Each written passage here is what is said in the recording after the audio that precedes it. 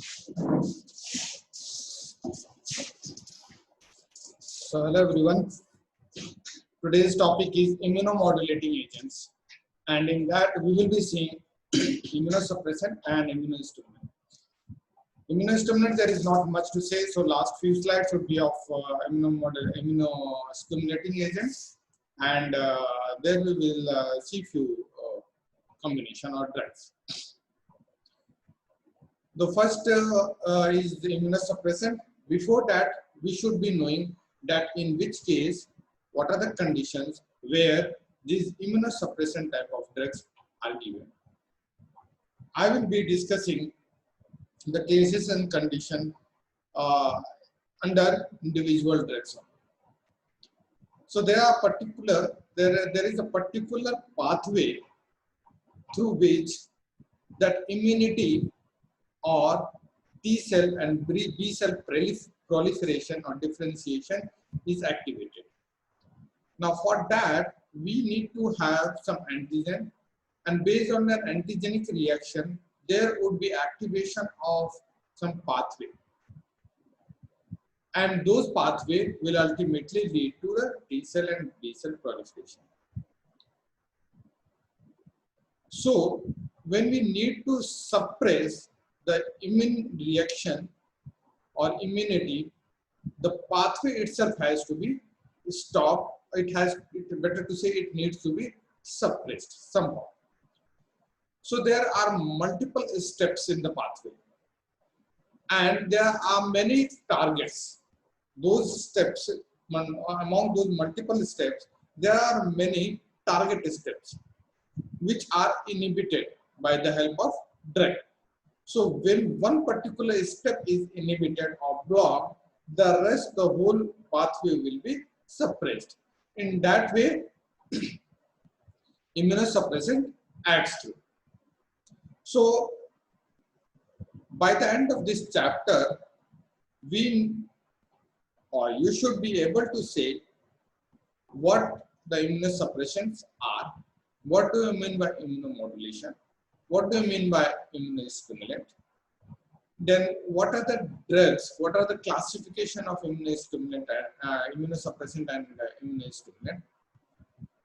Then you have to be very clear with the photo through which you can show the site of action of different drugs and how the whole immune pathway acts.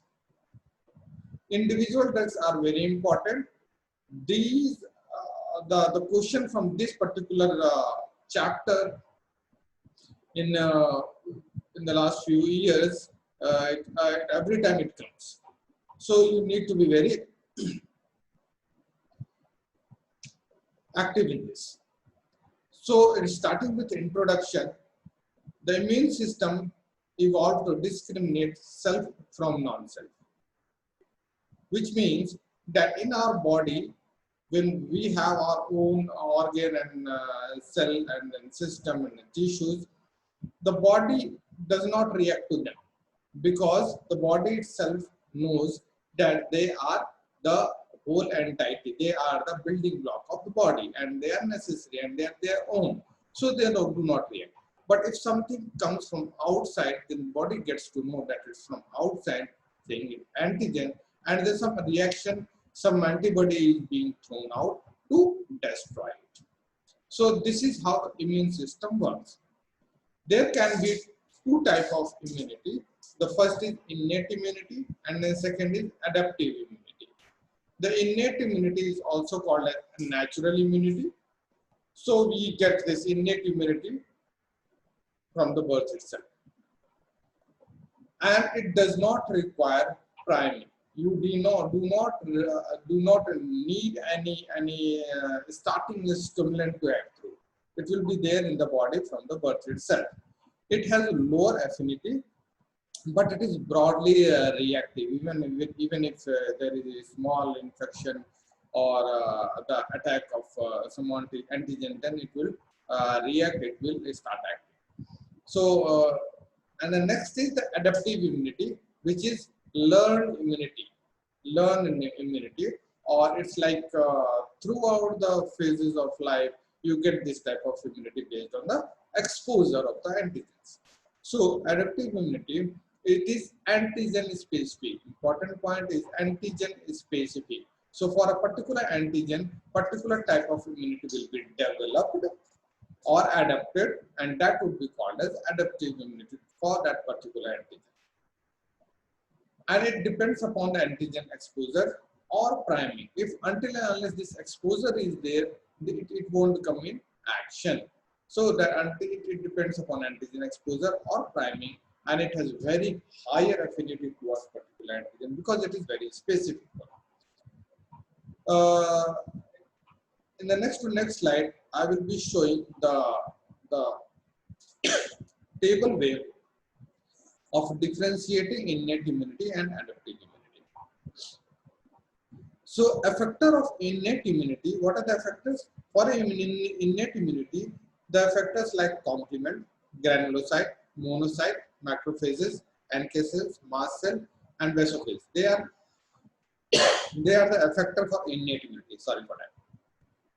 Then we have effector of adaptive immunity, and they are basically the B cells and the T cells, or the B lymphocytes and the T lymphocytes. This B lymphocyte, they make antibodies, whereas T lymphocyte functions as helper cell, cytolytic, and they are regulatory or the suppressor cell. Next, the antibodies or the immunoglobulins on the B lymphocyte surface, they are the receptors for large variety of specific structural conformation. So the antibodies which we have, or the immunoglobulin which we have on the B lymphocyte, they are specific for the structure is specific for the antigens. Whereas T lymphocyte, they recognize antigens as peptide fragment in the context of self major histocompatibility complex antigen on the surface of antigen presenting cells. So they are not that specific. Such as they are present on the dendritic cell, macrophage, and other cell type which expresses major histocompatibility complex class 1 and class 2 antigen. So these are the complex class 1 and class 2 antigen, and based on this there is recognition of antigen by T lymphocytes. So once activated by specific antigen recognition, both B cell and T cell or T lymphocytes are triggered to differentiate and divide, leading to a release of soluble mediators that perform as effector and regulator of the immune response. So this is the ultimate thing. The last it happens upon binding or upon activation of the antigenic action. When it binds with the receptor, we will show in the figure. What happens there is activation of B cells and T cells, or B lymphocytes and T lymphocytes, and then they start proliferating, they start differentiating, they start growing, and then they divide, and then there is release of mediators. Basically, they are the soluble mediators like cytokines and lymphokines. And these cytokines and lymphokines, they are the regulator of the immune responses. I will try to explain this very whole pathway in the figure in coming slides. So this I was talking about 2 slides back, that this is the comparative table which shows the difference between innate immunity and adaptive immunity. So character-wise differentiation for innate immunity, the onset of action is quite fast, and so it is called as it is having immediate onset of action. Antigen recognition by a limited set of receptors that can identify only common molecule on the cell surface to microbes. So this is not very specific. So it will be binding with the common molecule on the cell surface of microbes. Then there is involvement of only macrophages, dendritic cell, neutrophils, and mast cell. Whereas in case of adaptive immunity, they respond to variety of antigens with specificity. That is very important. So they react with the antigen, with specific antigen, and specifically in their own manner. And they are there to discriminate between self and non-self antigens to respond to the previously encountered antigen. So when a person has encountered with the antigen maybe 2 years or 3 years back, and then again if it encounters, then some type of immune reaction happen, and it can remember it, and then it responds in the same way. Coming to the function-wise difference, the innate immunity function, they act through phagocytosis. Then they act through proteolytic digestion and presentation of pathogen fragment together with major histocompatibility complex on the surface of antigen presenting cell to activate T cell receptor. So maybe from by the way of phagocytosis it acts. Proteolytic digestion also happens, in which when there is binding of antigen with the MSC complex and then activate T cells, and then they are embedded, they are taken inside, and then they are proteolytically digested. Then they are responsible to secrete soluble mediators like cytokines and all, and then phagocytosis and proteolytic digestion occurs. Whereas for the adaptive immunity, they act through cell-mediated immunity or humoral immunity. For cell-mediated immunity, there is involvement of intracellular pathogens like cancer cells, the tissue transplant, etc. And CD8 toxic T cells directly attacks the invading organism here in the CMI type, cell-mediated immunity. In humoral immunity, the antigens dissolve in the body fluid. They dissolve in the body fluid, and there is extracellular pathogens present. Here, antigens are inactivated by the release of the antibody, which are usually produced by B lymphocyte. So this way you can differentiate innate immunity and adaptive immunity. Coming to the hematopoietic stem cell, which is hematopoietic stem cell like this. This figure I have taken it from Goodman and Gilman. So on differentiation, you will get the myeloid precursor and then lymphoid precursor. Myeloid precursor will give rise to production of the megakaryocyte, myeloblast, mast cell, and then red blood cell. Whereas this lymphoid precursor, they produces the lymphocyte, the natural killer cell. They are classified to natural killer cell lymphocyte, whereas lymphocyte is then again being classified to produces T cells and B cells and then the plasma cells. So this figure shows that antigen processing and presentation via major histocompatibility 1 class, major histocompatibility 1 class, and major histocompatibility 2 pathway. We have the extracellular antigens.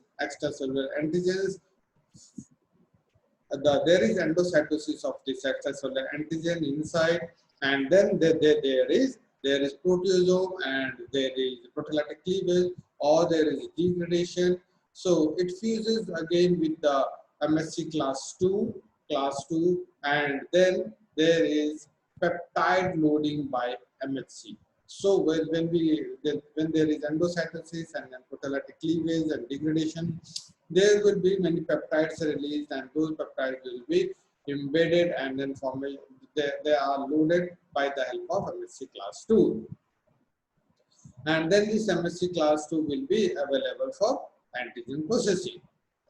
Here, when we have the intracellular antigen, we have talked about the extracellular antigen, how they act through. Intracellular antigen, there is activation of proteasomes, and then there is a transporter here.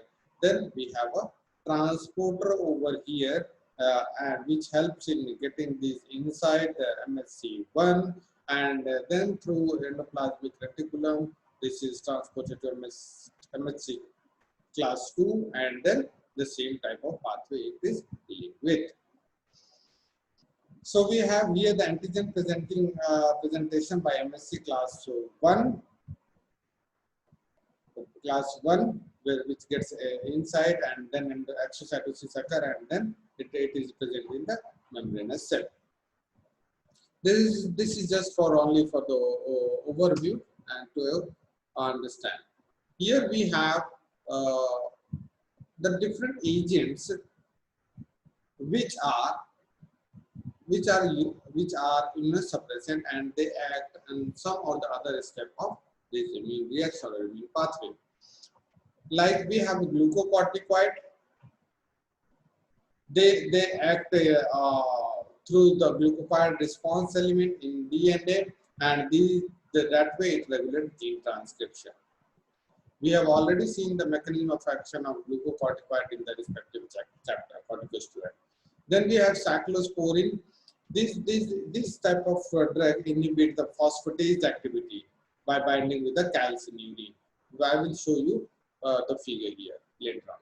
Then tacrolimus, again it inhibits the phosphate activity of the calcineurin.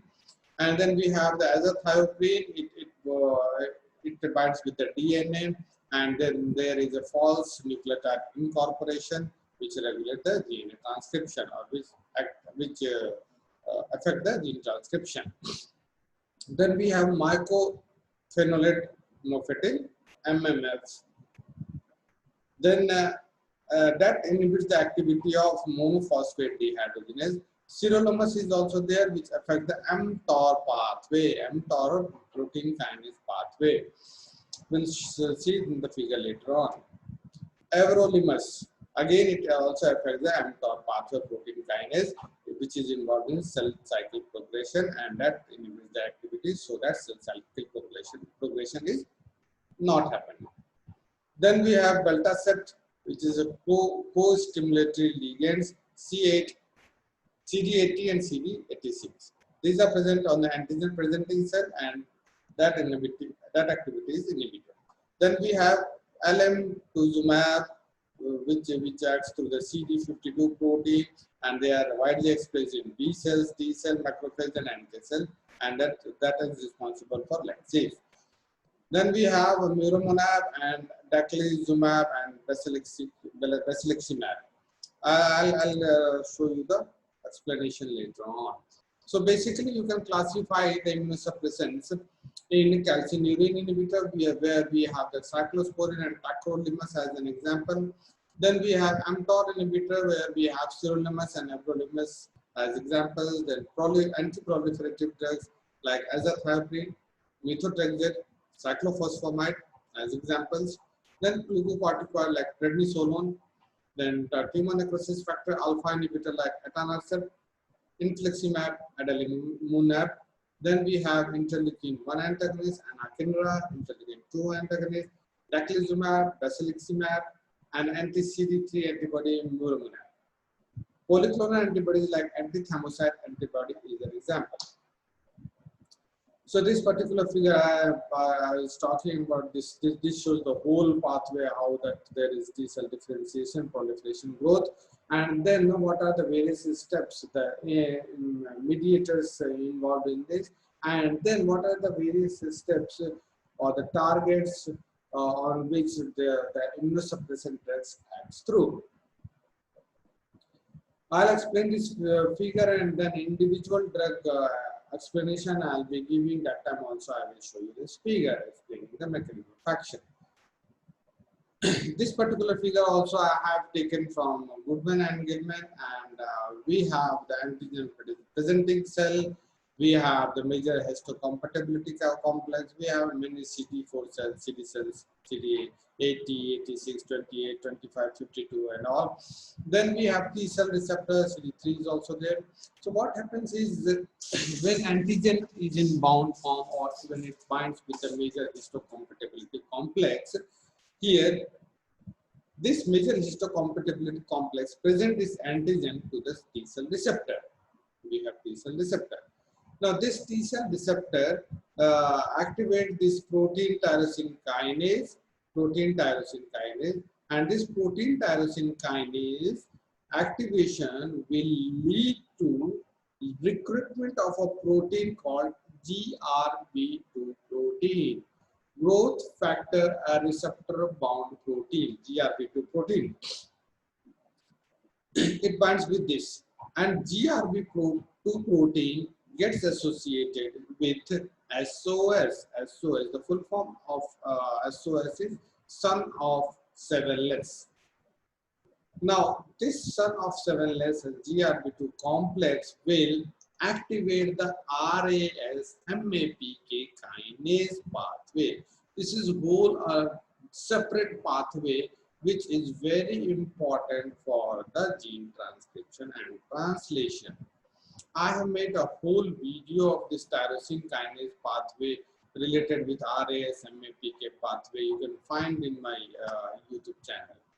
So here we have RAS MAPK pathway.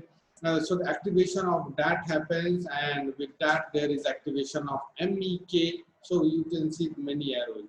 So there is intermediary pathway or metabolites are there. So MEK is there. Phosphorylation of MEK happens. Then phosphorylation of MAPK, that is the mitogen activated protein kinase. Phosphorylation happens or activation occurs.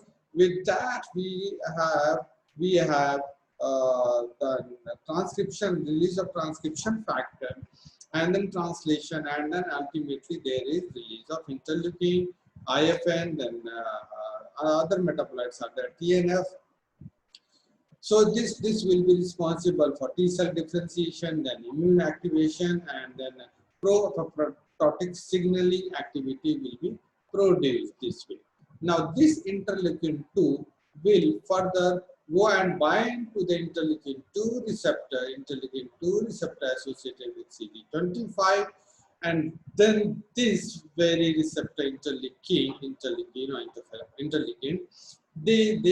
they activate a JAK-STAT pathway. This is the another very important pathway in the general pharmacology, for which I already have made a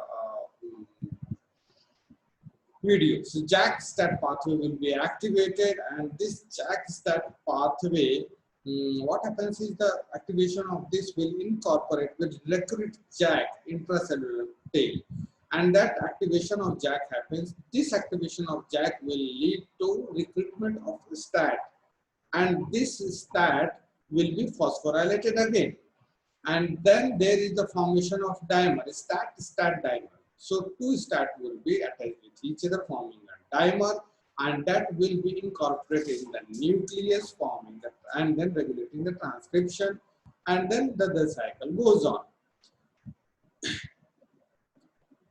And here you can see there is a CD28 cell which can be activated, and that will be further activating the protein tyrosine kinase, and then same pathway it goes through. This protein kinase may activate the phospholipase C gamma. Upon activation of this, there is formation of IP3 calcium pathway, and then for protein kinase C will be activated. Again, the common pathway will turn on. Now, as we have understood the whole pathway, I will tell you the different target and what are the drugs. So we have the drugs like Muromonab, which blocks this T cell receptor activation, and then ultimately the whole pathway will be blocked. Otherwise, we have a drug like cyclosporine and tacrolimus, which will be inhibiting the calcineurin induced dephosphorylation. What is the use of calcineurin? Calcineurin is activated by IP3 calcium, and this calcineurin will dephosphorylate this NFAT, and this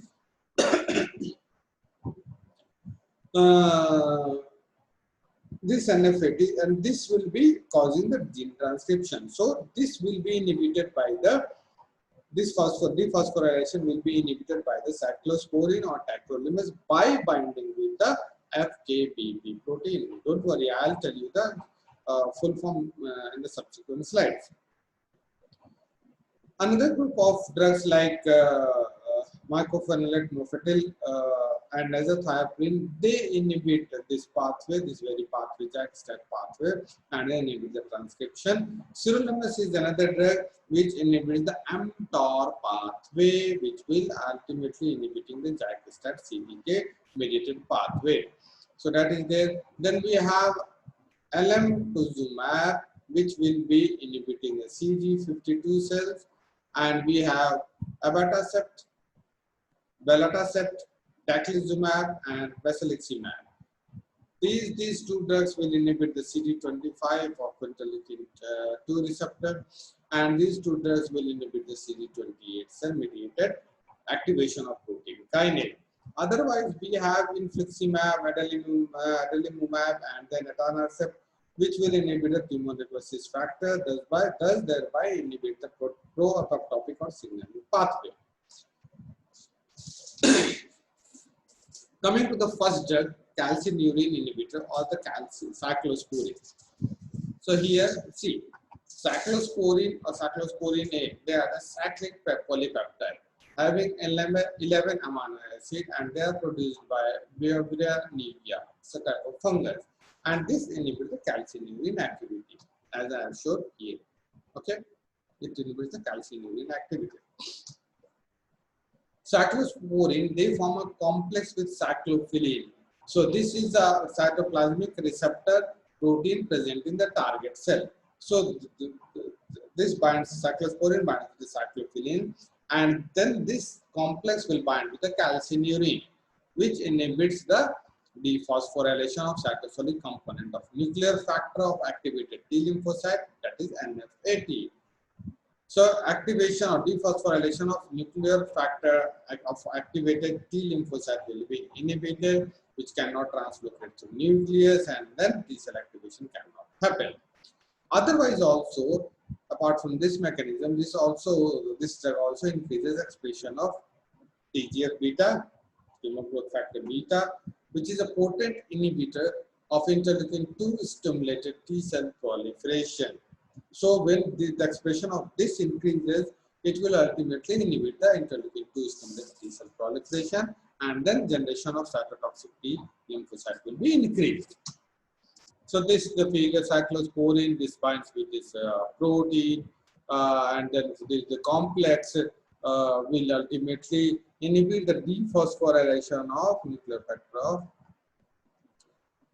factor of activated T lymphocyte. Okay. Coming to the other characteristics, they are lipophilic and highly hydrophobic, and so the Castrol formulation is usually present, is there to ensure the solubilization. They are given orally or intravenously, and they are administered with food. If administered with food, it will delay or decrease the absorption. Metabolism is in liver, and excretion is through bile, feces, and urine. This type of drug can be used in kidney, liver, heart, and other organ transplantation. Otherwise, rheumatoid arthritis, psoriasis, and xerophthalmia to suppress the reaction, it can be used here. Toxicity like renal dysfunction and hypertension may be there, along with hirsutism, tremor, hyperlipidemia, and gum hyperplasia can easily be seen. The drug interaction will include the CYP or the metabolism related drug interaction. Next, we have a drug called tacrolimus, and it's a macrolide antibiotic produced by Streptomyces.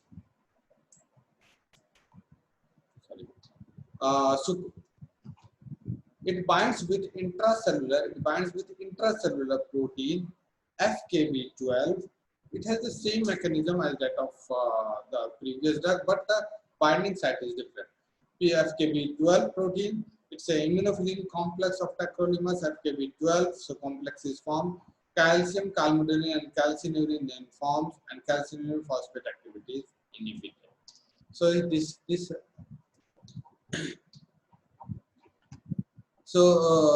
it has the same activity, only FKB12 protein is there, and ultimately there is inhibition of calcineurin induced activity.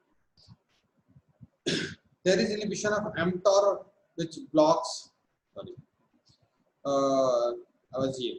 It can be given orally and injection form, and metabolism is through liver and excretion through feces. Uses in case of prophylaxis of solid organ allograft rejection. Toxicity like nephrotoxicity, neurotoxicity, gastrointestinal complaint, then hypertension, hyperkalemia or hyperglycemia can be seen. Next, coming on to the next target, which is mTOR or the sirolimus. Next drug is sirolimus. This is the older name is rapamycin. So these are the macrocyclic lactone which is produced by the Streptomyces hygroscopicus. And the sirolimus, there is formation of sirolimus FKB12 protein. Here the binding protein is FK506. This complex does not affect calcineurin activity. There is formation of this complex, but ultimately it will inhibit the protein kinase mTOR, which is a very responsible enzyme for cell progression. So when this is inhibited, cell progression will not be there. Inhibition of mTOR blocks cell cycle progression at its G1 to S phase. So that very phase will not be progressed. Metabolism is through liver and excretion is through feces. Prophylaxis of use in prophylaxis of organ transplant rejection.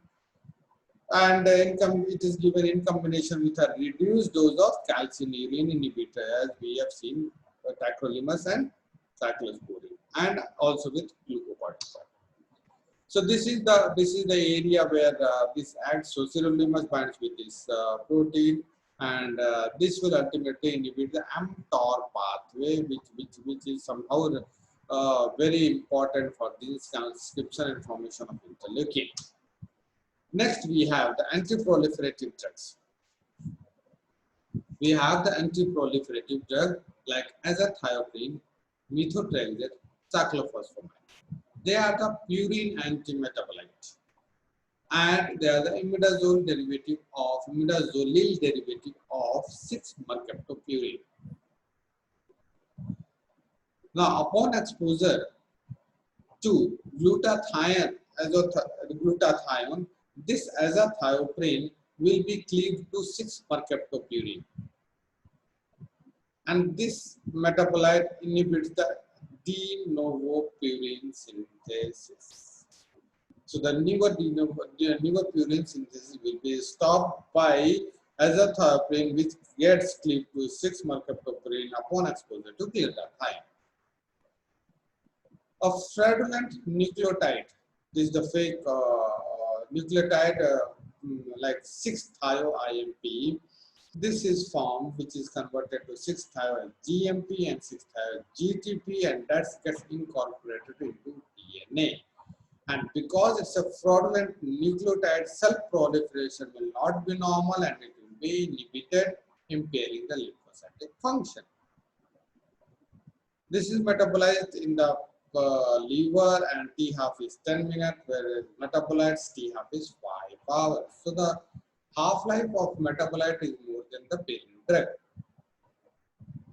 They are used in adjunct for prevention of organ transplant rejection and in severe rheumatoid arthritis. Adverse effects like leukopenia, thrombocytopenia, alopecia, and pancreatitis can be seen. So azathioprine and methotrexate were the drugs. So azathioprine is the drug here which activates or which inhibits this type of step. Then we have the anti-tumor necrosis factor agents. See, tumor necrosis factor alpha. These are the pro-inflammatory cytokines which will activate the T cell proliferation. There is drug infliximab. It's a chimeric IgG1 monoclonal antibody. Infliximab acts over here.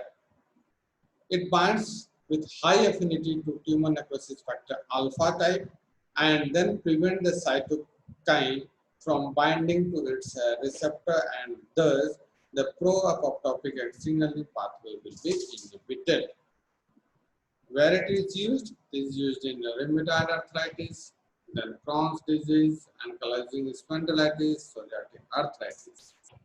Adverse effects like fever, urticaria, hypotension, and dyspnea may be there. So this I am talking about the infliximab and the other similar kind of drug. They will inhibit the tumor necrosis factor mediated activation of cytokine and pro-apoptotic signaling. Then we have interleukin inhibitor or IL-1 inhibitor anakinra. These are non-glycosylated form of human interleukin-1 receptor antagonist, and where it is used in joint disease in rheumatoid arthritis. Cryopyrin associated periodic syndrome can be used in where there is overproduction of interleukin-1, so that can be inhibited with this drug. Otherwise, also in case of neonatal onset multisystem inflammatory disease, here also it can be given. Then coming on to interleukin-2 antagonists, taclizumab and basiliximab. Taclizumab and basiliximab. So they are the humanized murine complementarity determining regions. Human immunoglobulin 1 chimeric monoclonal antibody. These are this type. In conjunction with cyclosporine and corticosteroids, they should be given for the prophylaxis of acute organ rejection like renal transplantation. What is the mechanism? These are the anti-CD25 monoclonal antibody. Anti-CD25 monoclonal antibody, which binds with interleukin-2 receptor and act as receptor antagonist inhibiting T-cell activation and proliferation without inducing cell lysis. So we have the CD25 and then these drugs act as antagonists, this blocks, and then activation of interleukin-2 mediated T-cell activation will be stopped. The uses are mostly solid organ transplantation, like we have seen in renal transplantation, where it is given with cyclosporine and then corticosteroids.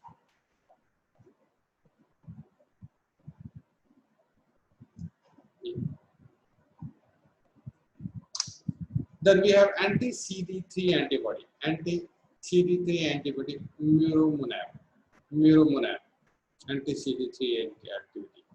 So it's a component of T-cell receptor. CD3 is a component of T-cell receptor on the surface of human 1 lymphocyte, and this actually targets the CD3 of T-cell receptor, which induces the induces causing endocytosis and T-cell inactivation and removal through phagocytosis.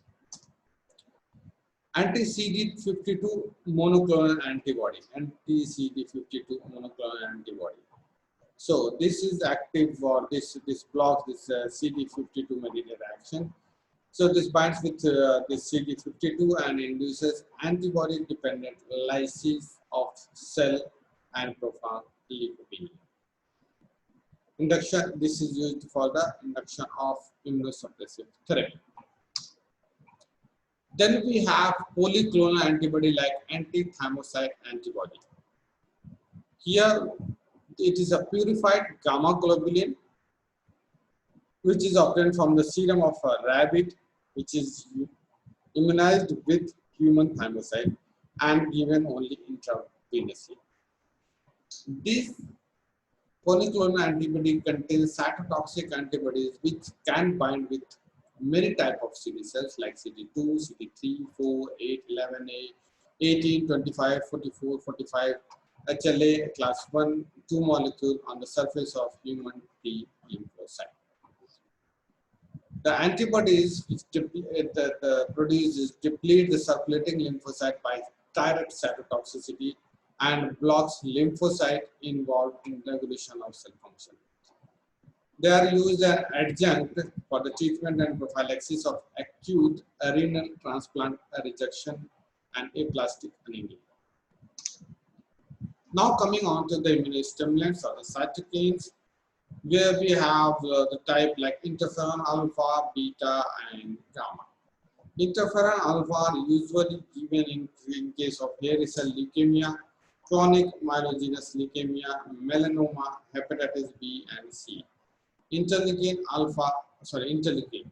They are given to inhibit T cell and B cell proliferation, tumor necrosis alpha and beta for macrophage activation.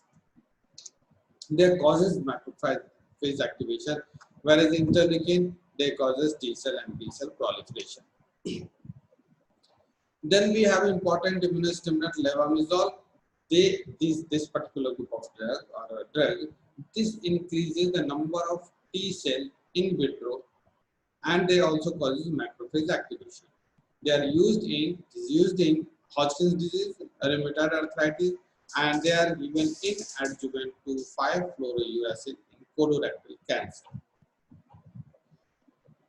Another immunostimulant is BCG.